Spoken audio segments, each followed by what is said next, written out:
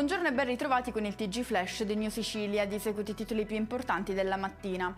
Apriamo con la lotta contro il caro voli. Per Natale la regione siciliana raddoppia gli sconti dal 25 al 50%. Il provvedimento non sarà più valido esclusivamente per i residenti in Sicilia, ma verrà esteso anche a chi è nato nell'isola ma non vi risiede stabilmente.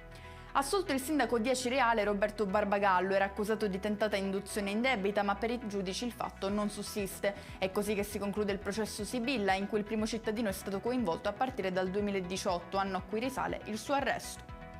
Archiviata l'inchiesta che ha visto coinvolto tra gli altri anche Corrado Tamburino, già direttore dell'unità operativa di cardiologia del Policlinico di Catania. L'inchiesta era stata aperta a partire dall'indagine Vasi Comunicanti, iniziata a luglio scorso e basata su un presunto sistema di corruzione.